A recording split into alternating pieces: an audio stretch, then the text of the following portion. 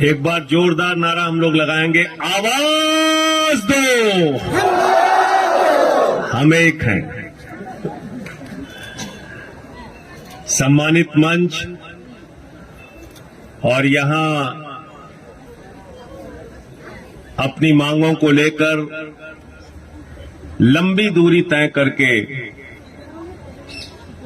देश की सीमा के राज्य से आए हुए आप सभी आंदोलनकारियों का देश की राजधानी दिल्ली में मैं स्वागत करता हूं, अभिनंदन करता हूं, आप सबका वंदन करता हूं।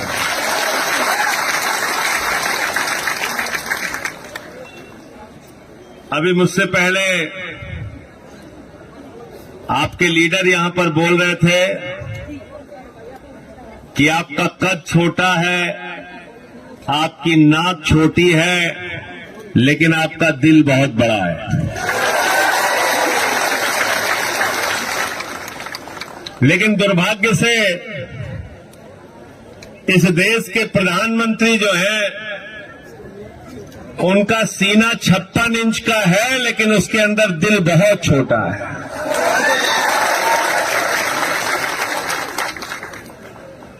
और वो जो उनका दिल है वो सिर्फ अपने लिए धड़कता है, अपने लिए सोते हैं, अपने लिए जागते हैं, अपने लिए उठते हैं। सुबह उठते हैं तो भाषण, रात में सोते हैं तो भाषण, नींद खुल जाती है तब भी भाषण देने लगते हैं।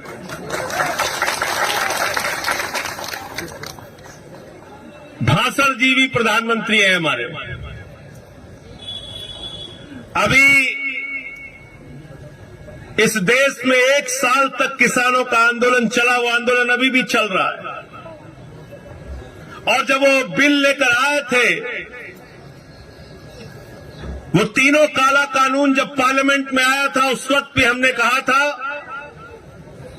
कि ये ब्लैक लॉ है, ये काला कानून है, इससे हिंदुस्तान के किसानों के मौत के फरमान पर आप हस्ताक्षर कर रहे हैं, ऐसा काम मत कीजिए मोदी जी। लेकिन मोदी जी नहीं माने। 1 साल तक किसानों का आंदोलन चला, 750 से ज्यादा किसानों ने अपनी शहादत दी उस आंदोलन में। और 1 साल के बाद देश के प्रधानमंत्री को मजबूर होना पड़ा और वो तीनों काला कानून वापस लेना पड़ा। ये हिंदुस्तान के आंदोलनकारियों की ताकत है। बहुत बड़े समाजवादी नेता हुए डॉक्टर राम मनोहर लोहिया, और लोहिया कहा करते थे कि सड़क खामोश हो जाएगी तो संसद आवारा हो जाएगी, इसलिए सड़क की आवाज को जिंदा रखना है और संसद के लोगों को अपने हक में कानून बनाने के लिए मजबूर करना है। और मैं आपको ये भरोसा दिलाने के लिए आया हूं कि आम आदमी पार्टी, जिस पार्टी से मैं बिलोंग करता हूं, हमने हमेशा जायज बातों की लड़ाई लड़ी, आम आदमी की लड़ाई लड़ी। और दिल्ली में जो सरकार चल रही है अरविंद केजरीवाल जी की सरकार, इस सरकार के बारे में पूरी दुनिया में रिसर्च हो रहा है। अमेरिका के ट्रंप की बेटी हिंदुस्तान आती है तो वो कहती है मुझे केजरीवाल का स्कूल देखना है। इतना काम हमने एजुकेशन में, हेल्थ में करके दिखाया। आज एजुकेशन में, हेल्थ में, और यहां पर महिलाएं, नारी शक्ति बैठी हुई है। महिलाओं के लिए दिल्ली एक ऐसा राज्य है जहां पर बस की यात्रा पूरी तरीके से फ्री करने का काम दिल्ली के केजरीवाल जी ने किया। आपकी सेपरेट स्टेट की डिमांड के बारे में अभी आपके लीडर से हमारी बातचीत हो रही थी, उन्होंने सारे पॉइंट्स रखा। त्रिपुरा जिन लोगों का है, त्रिपुरा में उनका राज होना चाहिए और त्रिपुरा में उनके हिसाब से अगर वो एक अलग राज्य की मांग कर रहे हैं तो इस मांग के बारे में केंद्र की सरकार को विचार करना चाहिए, सोचना चाहिए और फैसला लेना चाहिए। और नहीं तो अभी आपने जैसे बताया 58% वोट शेयर लेकर आप लोग चुनाव जीत कर आए हैं म्युनिसिपल इलेक्शन, ईडीसी इलेक्शन।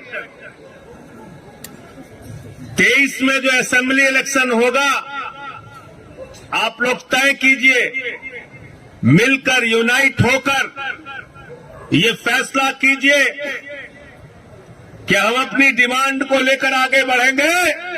अगर बीजेपी हमारी बात को नहीं सुनती तो 2023 में बीजेपी की जमानतें जब्त करा के वहां से उनका सफाया करने का काम करें। और ये बात मैं इसलिए कह रहा हूं कि बीजेपी ने एक फॉर्मूला दे दिया आपको। वो फॉर्मूला क्या है? भाजपा से कोई भी काम कराना हो तो चुनाव में उनको हरा दो, वो सारी बात आपकी मान लेते हैं। अभी हिमाचल में जमानत जब्त हुई, इतने दिन से डीजल पेट्रोल का दाम वापस नहीं हो रहा था। जैसे ही चुनाव हारे हिमाचल में, तुरंत डीजल और पेट्रोल का दाम कम हो गया।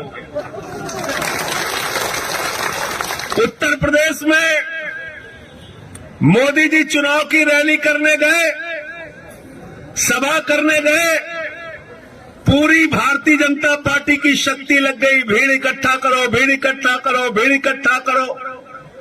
आधे से ज्यादा कुर्सियां खाली रही। उनको समझ में आ गया उत्तर प्रदेश भी हारेंगे, तो तीनों काला कानून उन्होंने वापस ले लिया। अभी ईडीसी का चुनाव आप लोगों ने हराया है, डिमांड अपनी जारी रखिए। 22 में यूपी में हारेंगे, पंजाब में हारेंगे, उत्तराखंड में हारेंगे, गोवा में हारेंगे, और जब इनको त्रिपुरा हारने का डर रात में सताने लगेगा तो आपकी मांग को भी मानेंगे। इसलिए चुनाव में हराना, बीजेपी से काम कराना है तो चुनाव में जमानत जब्त कराना है। ये फॉर्मूला है, ये फॉर्मूला खुद बीजेपी वालों ने दे दिया। और एक बात कि इन लोगों से थोड़ा सावधान रहना। जितने कॉन्फिडेंस के साथ भाजपा ही झूठ बोल सकता है, उतने कॉन्फिडेंस के साथ आप लोग सच भी नहीं बोल सकते। पूरे कॉन्फिडेंस के साथ झूठ बोलते हैं और दिन रात झूठ बोलने का काम करते हैं।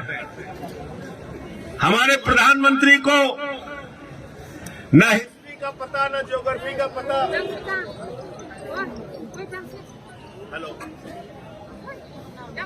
लीडरशिप के सामने रखूंगा और आगे हमारे आपके रिश्ते बने रहे।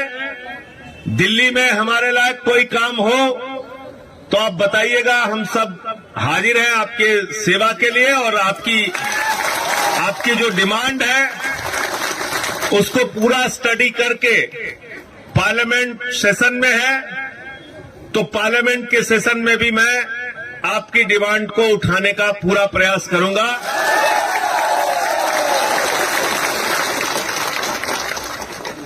क्योंकि अभी पार्लियामेंट में धक्केशाही चल रही है। किसी को भी पकड़ते हैं, निलंबित कर दिया, सस्पेंड करके बाहर कर दिया। फार्मर्स बिल पे मैंने भी माइक तोड़ा, टेबल पे चढ़ गया, मुझे भी सस्पेंड कर दिया। कहने लगे साहब संजय सिंह ने तो माइक तोड़ दिया। मैंने कहा तुम किसानों की हड्डियां अगर तोड़ोगे तो हम माइक जरूर तोड़ेंगे। आप लोग एक बहादुर कौम है, इस देश के लिए लड़ते हैं, संघर्ष करते हैं, मरते हैं, मिटते हैं। हाथ में तिरंगा लेकर आप दिल्ली की धरती पर आए हैं। मैं आपको यकीन दिलाना चाहता हूं, आपके इस जंग में, आपकी इस लड़ाई में आपका ये भाई आपके साथ रहेगा। बहुत बहुत शुक्रिया, आपने मुझे यहां बुलाया और इतना सम्मान दिया। बेलाय बेलाय के हम भाई बनो